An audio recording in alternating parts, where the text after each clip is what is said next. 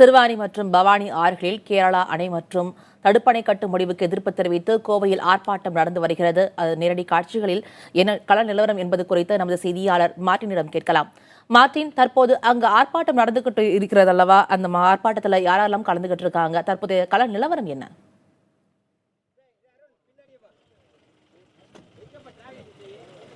இது கட்சி சார்பற்ற தமிழக விவசாய சங்கம் சார்பாக இந்த மறியல் போராட்டம் நடைபெற்றது. அதாவது கோவை அடுத்த கருமத்தம்பட்டியிலிருந்து சோமன் ரயில் நிலையம் நோக்கி இவர்கள் இங்கே பேரணியாக செல்ல முயன்றார்கள். அப்பொழுது இவர்களை காவல்துறையினர் தடுத்தனர். இவர்கள் கோரிக்கை என்னவென்றால், இங்கே கேரளா மேற்கு தொடர்ச்சி மலையில் இருக்கக்கூடிய இருந்து உற்பத்தியாகக்கூடிய பவானி மற்றும் சிறுவாணி ஆற்றிலே தடுப்பணை கட்ட கேரள அரசு முயற்சி எடுத்து வருகிறது.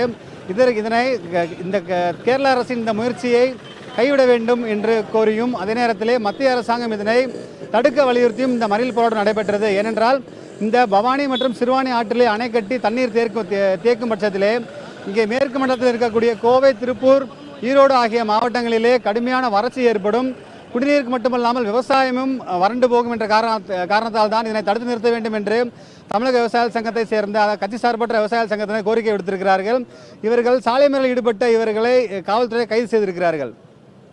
மார்ட்டின், தொடர்ந்து விவசாயிகள் இது தொடர்பாக நடவடிக்கை எடுக்கலனா அடுத்த கட்ட போராட்டமா எப்படி தங்களுடைய கோரிக்கைகளை முன்னெடுப்பாங்க? அது குறித்து ஏதாவது அவங்க விளக்குனாங்களா?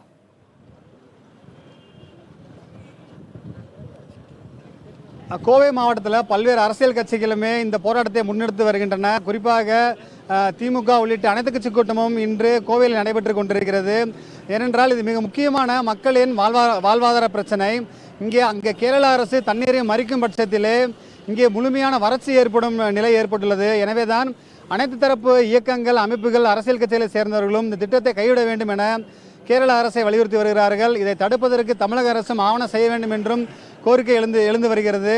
இங்கே இருக்கக்கூடிய, அதாவது மேட்டுப்பாளையம் கடந்து வரக்கூடிய பவானி ஆற்றிலே நீர்வரத்து குறையும் அபாயம் ஏற்பட்டுள்ளது. எனவே தான் இந்த திட்டத்தை கைவிட வேண்டும் என்று பல்வேறு தரப்பினருமே இங்கே போராட்டத்தில் ஈடுபட்டு வருகிறார்கள். நாள்தோறுமே பல்வேறு அரசியல் அமைப்புகளும் தனியார் அமைப்புகள், விவசாய சங்கத்தை சேர்ந்தவர்களும் வரும் காலங்களிலே தொடர்ச்சியாக போராட்டத்தை முன்னெடுத்து நடத்தவும் திட்டமிட்டிருக்கிறார்கள். தம்பி தமிழரசன்.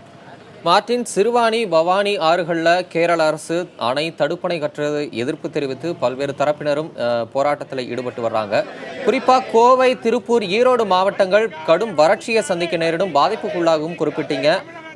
இந்த அணை கட்டும் பணிகளால் அந்த பகுதியில் என்ன விதமான பாதிப்புகள் ஏற்படும் அப்படின்னு விரிவாக சொல்லுங்க.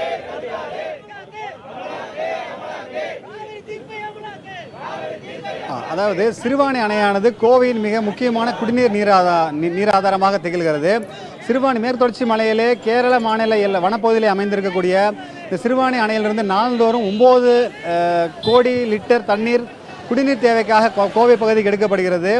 அந்த சிறுவாணி அணையிலிருந்து வழிந்து வரக்கூடிய தண்ணீர் தான் சிறுவாணி ஆற்றிலே வரும். கிட்டத்தட்ட 10 ஆண்டுகளுக்கு மேலாக சிறுவாணி அணையிலிருந்து இது போன்ற தண்ணீர் நிரம்பி வழிவது என்பது இதுவரை நடைபெறவில்லை. மாறாக சிறுவாணி ஆற்றிற்கு நீர் வரது என்று பார்த்தோமானால் மேற்கு தொடர்ச்சி மலையில் இருக்கக்கூடிய சிற்றோடைகள் மூலமாகத்தான் சிறுவாணி ஆற்றிற்கு நீர் வரும். அங்கிருந்து வரக்கூடிய இந்த சிறுவாணி ஆறானது அகழி வழியாக சென்று, இது போன்ற கேரள பகுதி வழியாக சென்று மீண்டும் பவானி ஆற்றில் தான் வந்து கலக்கும்.